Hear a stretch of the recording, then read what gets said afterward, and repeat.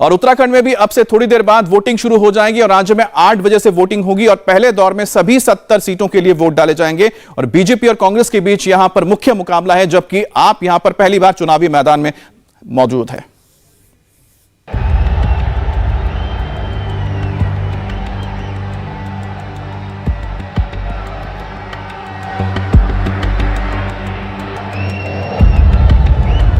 सबने जोर लगा लिया, सबने एक दूसरे को शिकस्त देने के लिए वादों की झड़ी लगा दी, लेकिन अब बारी उनकी है जो ये तय करेंगे कि उनका नायक कौन होगा।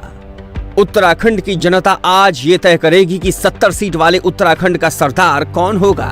यूं तो 7 बजे से वोटिंग हर राज्यों में शुरू होगी, लेकिन उत्तराखंड में वोटिंग 8 बजे से होगी। उत्तराखंड की 13 जिलों की सभी 70 सीटों पर आज वोट डाले जा रहे हैं। लगभग 81 लाख वोटर्स 632 उम्मीदवारों की किस्मत का फैसला करेंगे। उत्तराखंड में सत्ताधारी बीजेपी की डायरेक्ट फाइट कांग्रेस से है। 5 साल से सरकार चला रही बीजेपी के लिए सबसे बड़ी चुनौती एंटी इनकम्बेंसी है। इससे पार पाने के लिए पार्टी ने सरकार के आखिरी कुछ महीनों के दौरान 2 बार मुख्यमंत्री बदले। पहले त्रिवेंद्र सिंह रावत की जगह तीरथ सिंह रावत और फिर तीरथ सिंह रावत की जगह पुष्कर सिंह धामी को सीएम बनाया।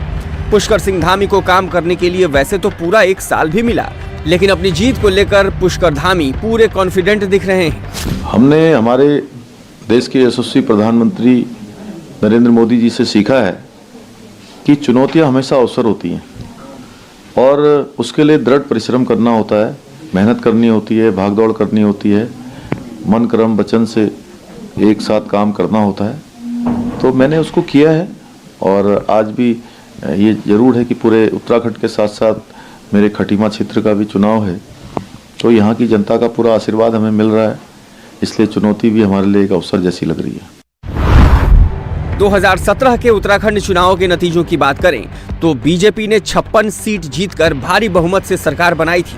कांग्रेस सिर्फ 11 सीटों पर सिमट गई थी, वहीं अन्य दलों को 3 सीटें हासिल हुई थी। उत्तराखंड के चुनाव में इस बार आम आदमी पार्टी भी काफी जोर लगा रही है। आम आदमी पार्टी की राजनीति है कि वो छोटे छोटे राज्यों में विस्तार करके खुद को नेशनल ऑल्टरनेटिव के तौर पर पेश करे। उधर कांग्रेस के लिए हरीश रावत पार्टी का सबसे बड़ा चेहरा है। रावत को उम्मीद है कि 6 साल पहले उनके खिलाफ हुई बगावत के चलते उत्तराखंड की सत्ता गंवाने वाली कांग्रेस को इस बार जनता मौका देगी।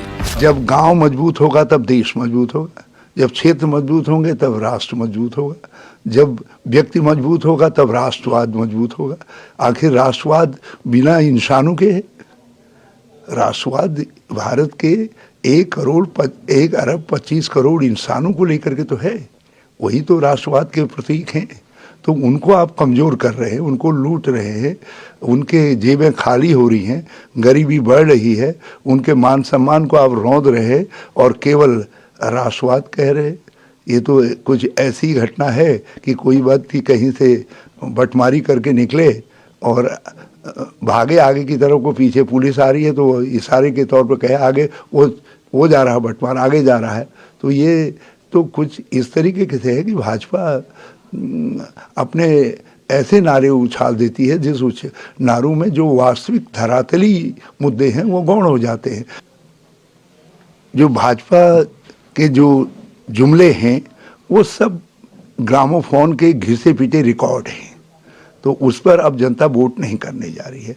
इस समय वोट हो रहा है पेट बात पर, वोट होगा रोजगार पर, वोट होगा महंगाई पर, वोट होगा कि किस तरीके की गवर्नेंस है, विकास पर, कोरोना काल में आपने किस तरीके से लोगों को मरने के लिए छोड़ दिया, लोग उसकी स्मृति को याद रखे हुए।